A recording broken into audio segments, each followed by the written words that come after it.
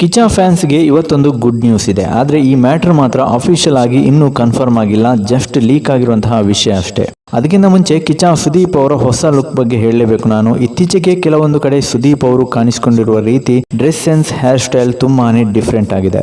Actually Billa Ranga ಭಾಷಾ ಸಿನಿಮಾದಲ್ಲಿ ಸುದೀಪ್ ಅವರು 3 ಗೆಟಪ್ ನಲ್ಲಿ ಕಾಣಿಸ್ಕೊಳ್ತಿದ್ದಾರೆ ಅನ್ನೋದು ಎಲ್ಲರಿಗೂ ಗೊತ್ತಿರೋ ವಿಚಾರ. ಹಾಗಾಗಿ ಈ ಗೆಟಪ್ ಕೂಡ ಅದರಲ್ಲಿ ಒಂದಾಗಿರ್ಬೋದು. ಆದ್ರೆ ಸುದೀಪ್ ಅವರು ಯಾವುದೇ ಸಿನಿಮಾ ಮಾಡ್ಲಿ, ಆ ಟೈಮ್ಗೆ ಅದೇ ಮ್ಯಾನರಿಸಮ್ ನ ಕ್ಯಾರಿ ಮಾಡ್ಕೊಂಡು ಬರ್ತಿರ್ತಾರೆ. ಅಷ್ಟೇ ಅಲ್ಲ, ಔಟ್ಫಿಟ್ ನಲ್ಲಿ ಕೂಡ ಸಿನಿಮಾ ಪ್ರಮೋಷನ್ ಪ್ಲಾನ್ ಮಾಡ್ಕೊಂಡಿರ್ತಾರೆ. ಅದಕ್ಕೆ ಹೇಳುದು ಸುದೀಪ್ ಅವರ ಸಿನಿಮಾ ಡೆಡಿಕೇಶನ್ ನೆಕ್ಸ್ಟ್ ಲೆವೆಲ್ ಅಂತ.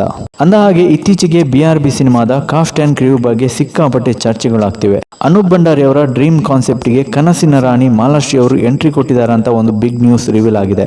ಆಕ್ಚುಲಿ ಸಂಚಿತ್ ಅವರ ಮ್ಯಾಂಗೋ ಪಚ್ಚ ಸಿನಿಮಾದಲ್ಲಿ ಮಾಲಾಶ್ರೀ ಅವರು ಆಕ್ಟ್ ಮಾಡಬೇಕಾಗಿತ್ತು.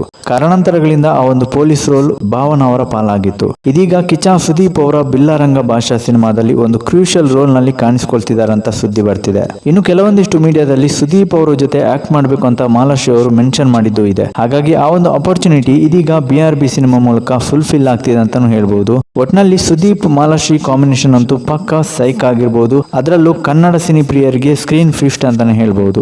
ಇನ್ನು BRB ಶೂಟಿಂಗ್ ಬೆಂಗಳೂರಲ್ಲೇ ನಡೀತಿದೆ. ಈಗಾಗಲೇ 50% ಕಂಪ್ಲೀಟ್ ಆಗಿದೆ. ಇದೇ ಡಿಸೆಂಬರ್ ನಲ್ಲಿ ಶೂಟಿಂಗ್ ಕಂಪ್ಲೀಟ್ ಮಾಡಿ ನೆಕ್ಸ್ಟ್ ಇಯರ್ ಅಕ್ಟೋಬರ್ ನಲ್ಲಿ ರಿಲೀಸ್ ಟಾರ್ಗೆಟ್ ಇಟ್ಕೊಂಡಿದ್ದಾರೆ ಸಿನಿಮಾ ಟೀಮ್. ಇದಿಷ್ಟೊತ್ತಿನ ಟಾಪಿಕ್. ವಿಡಿಯೋ ಇಷ್ಟ ಆದರೆ ಲೈಕ್ ಅಂಡ್ ಕಮೆಂಟ್ ಮಾಡಿ. ಹೀಗೆ BRB ಬಗ್ಗೆ ಸಾಕಷ್ಟು ಅಪ್ಡೇಟ್ಸ್ ಇವೆ, ಒಂದೊಂದಾಗಿ ರಿವೀಲ್ ಮಾಡ್ತಾ ಹೋಗ್ತೇವೆ. ವೇಟ್ ಮಾಡಿ ಅಷ್ಟೇ. ಈ ಸರ್ತಿ ನಮ್ದೇ ದುನಿಯಾ.